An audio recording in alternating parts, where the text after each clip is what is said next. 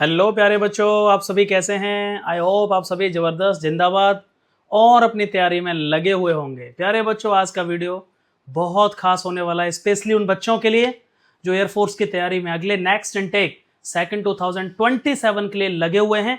और आज मैं एक बहुत ही इंपॉर्टेंट टॉपिक पर बात करने वाला हूं जो आपके सिलेक्शन में अहम भूमिका निभाएगा। प्यारे बच्चों, सबसे पहले तो आप पहली बार देख रहे हैं तो चैनल को सब्सक्राइब जरूर कर लीजिए, क्योंकि मैं आपको बहुत कुछ फ्री ऑफ कॉस्ट कंटेंट देने वाला हूं, बहुत ही रिलीवेंट सेंस के साथ में।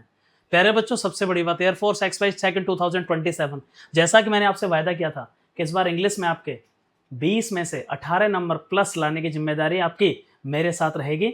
और मैं बहुत कुछ आपके साथ मेहनत करने वाला हूं। इंग्लिश का ऑफिशियल सिलेबस आज बताने वाला हूं, किस टॉपिक से कितने क्वेश्चन आएंगे। देखो भाई, नॉन डायरेक्शनल तैयारी करना वो बहुत ज़्यादा अच्छी चीज़ नहीं है। आप पढ़े जा रहे हैं, पता ही नहीं कहाँ से क्वेश्चन आता है। आज मैं आपको बहुत अच्छा मॉक कराने वाला हूँ, उसका एकदम ऑफिशियल मॉक कराऊंगा इंग्लिश का, कि पेपर कैसा आना है आपका, याद रखना, वो भी ऑफिशियल वेबसाइट से। एयरफोर्स एक्सपाइस सेकंड 2027 इंग्लिश ऑफिशियल सिलेबस और किस टॉपिक से कितने क्वेश्चन आते हैं। प्यारे बच्चों, बिना टाइम वेस्ट करते हुए मैं सीधे चलता हूँ। एयरफोर्स सेकंड 2027 की इंग्लिश 20 नंबर एक्स और वाई ग्रुप में बहुत बड़ा रोल है, गोल्डन अपॉर्चुनिटी है। एसकेडी क्लर्क, आर्मी में, नेवी में, सब में बहुत बड़ा रोल है। लेकिन आज मैं बात कर रहा हूं कि एयरफोर्स में कौन से वो टॉपिक्स हैं जो हम इग्नोर कर ही नहीं सकते। प्यारे बच्चे, ये बहुत बड़ी बात मैं आपको बता रहा हूं। प्यारे बच्चे, सबसे बड़ी बात क्या है, टॉपिक आपको ये बात पता होनी चाहिए।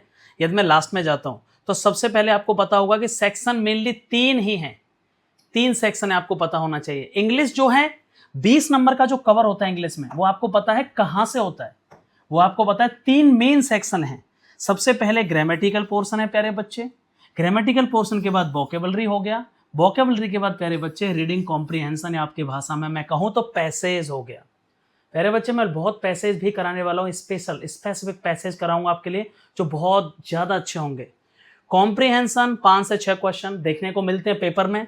टोटल इंग्लिश कितने नंबर की आ रही है आपको पता होगा, 20 मार्क्स की इंग्लिश है, 20 मिनट्स का समय है और उसमें 20 ही क्वेश्चन है। प्यारे बच्चे, नेगेटिव मार्किंग है। एक्स और वाई दोनों में बात करूं तो इंग्लिश का बहुत ज्यादा बड़ा रोल है, बहुत बड़ा रोल है इंग्लिश का। मतलब हम इसमें ढील डाल ही नहीं सकते। ना तो हम ग्रामर, ग्रामेटिकल जो कॉन्सेप्ट है उनको छोड़ सकते, ना हम कंप्लीटली वोकेबलरी को इग्नोर कर सकते, और ना ही बहुत बच्चे पैसेज को छोड़ देते हैं। लेकिन मुझे लगता है ये 4 से 5 नंबर पैसेज के आपको समझो फ्री ऑफ कॉस्ट मिल रहे हैं। आप बिल्कुल मत सोचिए कि छोड़ना है प्यारे बच्चे, मतलब ही नहीं है, छोड़ने का सेंस ही नहीं बनता। आपको याद रखना है, पैसेज के लिए रीडिंग कॉम्प्रिहेंशन की प्रैक्टिस करनी है जो मैं करा रहा हूं। वोकेबलरी बहुत ही रिलीवेंट वोकैब पढ़नी होगी, बहुत प्रिसाइज, बहुत ज्यादा नहीं। और ग्रामर के कॉन्सेप्ट वो तो बहुत ईजी है, आपने प्रैक्टिस कर ली। 100 मॉक भी आपने लगा लिए अगले 2 महीने में। मैं इंग्लिश के केवल 100 मॉक की बात कर रहा हूं, अच्छे मॉक भी लगा लिए तो समझो आपको 12 से 15 क्वेश्चन तो आपको डायरेक्टली उनसे देखने को मिल जाएंगे। आई होप समझ में आ रहा होगा सारी बातें। ये तीनों ही सेक्शन में अब हम बात करेंगे कि सर इंपॉर्टेंट टॉपिक कौन से हैं जो ग्रामर से करने हैं या जो वोकेबलरी से आने हैं। सबसे पहले मैंने आपको भी क्या बताया, पैसेज को हम इग्नोर नहीं कर सकते। 4 से 5 क्वेश्चन, जितनी भी बार एग्जाम हुआ है आज तक एयरफोर्स का, वहां देखा गया है कि पैसेज में 4 से 5 क्वेश्चन, इससे कम नहीं आते। आपने यदि कंप्लीटली इग्नोर कर दिया तो 20 में से 15 मार्क्स तो आपके वैसे ही रह गए। मतलब पैसेज तो आपने छोड़ ही दिया, 15 में से डिसाइड होगा कि कितना आना है। इसलिए ये तो बिल्कुल इग्नोर करना ही नहीं है, मोस्ट इंपोर्टेंट चीज और फ्री के नंबर है।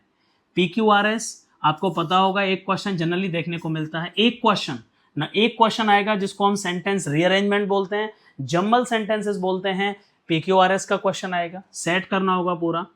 ये पूरा वोकेबलरी हो गई, जिसमें सिनोनिम्स हो गया, एंटोनिम्स हो गया, आइडम्स, फ्रेजेस हो गए, वन वर्ड सब्स्टिट्यूशन हो गए, स्पेलिंग टेस्ट, ये पूरी वोकेबलरी हो गई यहाँ पर प्यारे बच्चे। जिनमें से लगभग आपको पर्यायवाची समानार्थी हो गए, विलोमार्थी हो गया, अपोजिट वर्ड हो गए, आइडम्स, फ्रेज, लोकोक्ति, मुहावरे, वन वर्ड सब्स्टिट्यूशन हो गया, स्पेलिंग टेस्ट हो गया। एक एक क्वेश्चन आपको जनरली देखने को मिल जाएगा, इजीली देखने को मिल जाएगा एक एक क्वेश्चन। इनको भी छोड़ नहीं सकते पूरी तरह से, कंप्लीटली वोकैब को इग्नोर नहीं कर सकते, लेकिन ऐसा नहीं हो सकता। वोकैब अनलिमिटेड है तो इतना समय नहीं है कि हम अनलिमिटेड वोकैब पढ़ पाए। इसके लिए फिर क्या करना होगा, प्रीवियस ईयर के जैसे आप मॉक लगाओगे, बहुत अच्छे मॉक कहीं से भी, यदि आप मेरे यहां से आ रहे हैं तो मैं 100 मॉक कराने वाला हूं इंग्लिश के बहुत जल्दी आपको। आई थिंक लगभग 1 तारीख से हम लोग शुरू करेंगे, वो आपको एप्लीकेशन से बैच लेना होगा जिसकी प्राइस वगैरह मैं आपको डिटेल में बता दूंगा। और प्यारे बच्चे याद रखिएगा, अब हम बात करते हैं अगले टॉपिक की, वर्ड फॉर्मेशन, शब्द कैसे बनते हैं, एक शब्द से दूसरे शब्द बनाना है। इंग्लिश के टॉपिक, एक्टिव पैसिव को इग्नोर नहीं कर सकते, एक क्वेश्चन 100%, डायरेक्ट इनडायरेक्ट ये तो आंख बंद करके पढ़ने ही है, 2 क्वेश्चन। क्वेश्चन टैग से भी आ सकता है, फिलर्स में आ सकता है, फिलर्स का मतलब fill in the blanks, fill in the blanks में किससे क्वेश्चन आ सकते हैं ये समझना जरूरी है।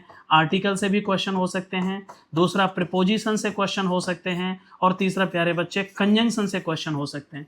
ये 3 टॉपिक तो छोड़ने ही नहीं है, आर्टिकल, प्रीपोजिशन, कंजंक्शन, इनसे फिल इन द ब्लैंक्स का क्वेश्चन आ सकता है। स्पॉटिंग एरर का क्वेश्चन आपको देखने को मिल जाएगा एक, और यहाँ सेंटेंस इंप्रूवमेंट, सेंटेंस इंप्रूवमेंट मतलब कहाँ ग्रामेटिकली गलती है, सेंटेंस को इंप्रूव करिए, कहाँ ये गलत है, तो वो भी ग्रामर का ही कॉन्सेप्ट हो गया। आई होप आपको समझ पा रहे हो ये चीजें। मतलब ये आप लिख लीजिए सिलेबस जो मैं बता रहा हूं आपको, ये सिलेबस आपको लिखना ही पड़ेगा। आप ऐसा नहीं कह सकते कि सर बिना लिखे काम हो जाएगा, ठीक है। मैंने बताया पूरा सेक्शन यहाँ से, उसके बाद हमने देखा यहाँ पर ये सारा कॉन्सेप्ट कंप्लीटली जो केवल यही पढ़ना होगा, और उसके बाद मैंने बताया 3 सेक्शंस में से हमें कुछ छोड़ना नहीं है। एक लास्ट में ये बात बहुत जरूरी है, आपको लगता है तैयारी अच्छी चल रही है, मेडिकल में हर बार बच्चे आउट हो जाते हैं, क्योंकि मुझे इसलिए पता है फेज 2 के लिए पूरे भारत में सबसे बड़ी एकेडमी है तो वो सुधीर डिफेंस एकेडमी है। इस बार भी 200 बच्चे मेरे यहाँ फेज 2 के लिए रह के गए अभी फर्स्ट 2027 के। फेज 2 की टेंशन आप मेरे ऊपर छोड़ दो, लेकिन बस इतना करा लो, जब भी समय मिले तैयारी के बीच में एक दिन मेडिकल के लिए आ जाओ, जहां आपको ये पता चल जाएगा कोई बड़ी मेडिकल डिफॉर्मिटी तो नहीं है, बहुत जेन्युइन चार्जेस में बहुत अच्छा मेडिकल। गूगल पे जाके SDA pre medical centre search करिए, आपको वहां डिटेल्ड रिव्यू मिल जाएंगे, बच्चों का एक्सपीरियंस का रिव्यू मिल जाएगा, और आप यहां आकर के अपना एसडीए प्री मेडिकल सेंटर में ये पता चल जाएगा कि मैं तैयारी कर रहा हूं, लेकिन कहीं मेडिकल में कोई ऐसी दिक्कत तो नहीं है कि मैं बाहर हो जाऊं, उसके बाद तो तैयारी का कोई फायदा नहीं रहेगा। तो एक बार आप मेडिकल चेकअप करा लीजिए, उसके बाद सारे डाउट्स आपके क्लियर हो जाएंगे।